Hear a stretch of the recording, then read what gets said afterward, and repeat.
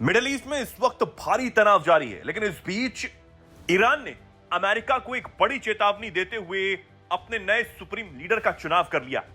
नए supreme leader कोई और नहीं बल्कि अमेरिका और इजराइल की संयुक्त कार्रवाई में मारे गए अली खामेनेई के बेटे मोज्तबा खामेनेई, उनको पूरे समर्थन के साथ नया सुप्रीम लीडर बनाया गया। लेकिन जैसे ही यह घोषणा हुई, इसके बाद से अमेरिका और इजराइल दोनों की तरफ से ही ताबड़तोड़ चेतावनियां ईरान को मिलने लगी। हालांकि जब से नए सुप्रीम लीडर का ईरान ने चुनाव किया है, तब से उन्हें लेकर तमाम खबरें सामने आ रही हैं, तमाम दावे किए जा रहे हैं। एक दावा यह भी किया गया कि इजराइल ने नए सुप्रीम लीडर को भी निशाने पर लिया है और उन्हें गंभीर चोटें आई हैं। हालांकि इसकी पुष्टि नहीं हो पाई, लेकिन अब इस बीच एक और बड़ा और नया दावा किया गया है। दरअसल ब्रिटिश मीडिया द सन की रिपोर्ट के मुताबिक नए सुप्रीम लीडर मोज्तबा खामेनेई के कोमा में होने का दावा किया जा रहा है। कहा जा रहा है कि मोज्तबा को इजराइल अमेरिका की एयर स्ट्राइक में गंभीर रूप से चोटें आई और वो घायल हो गए। चोटें इतनी गंभीर आई थी कि उनका एक पैर तक काटना पड़ा और पेट लीवर को भी नुकसान पहुंचा है, इसलिए वो अब कोमा में है। हालांकि इस खबर की पुष्टि दैनिक जागरण नहीं करता है, लेकिन फिर भी इस तरह की तमाम जो खबरें हैं वो इस वक्त सोशल मीडिया पर सामने आ रही हैं, अलग अलग चैनलों से, अलग अलग प्लेटफॉर्म से निकलकर सामने आ रही हैं।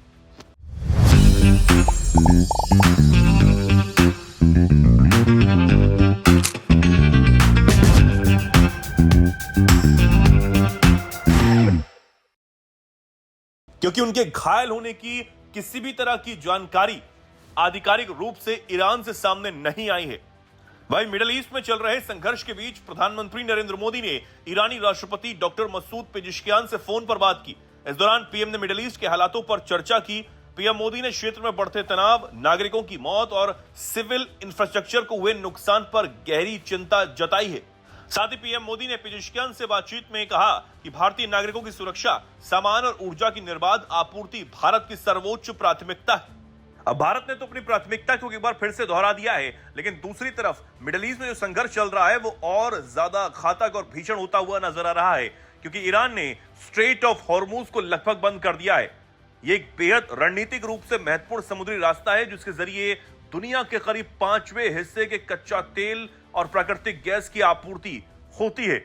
और जब से ईरान ने इसे बंद करने का फैसला किया है, तब से दुनिया समेत भारत में भी तेल और गैस को लेकर चिंताएं बढ़ चुकी हैं। लगातार इस पर चर्चाएं हो रही हैं। भारत में भी आम लोगों में एक पैनिक का माहौल है। एलपीजी गैस को लेने के लिए लंबी लंबी कतारें गैस एजेंसियों के बाहर देखी जा रही हैं।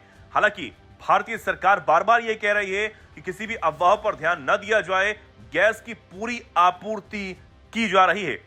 हालांकि एलपीजी सिलेंडर लेने के लिए सरकार ने नए नियम भी जारी किए हैं, लेकिन फिलहाल भारत समेत पूरी दुनिया की नजर इस वक्त मिडिल ईस्ट पर है।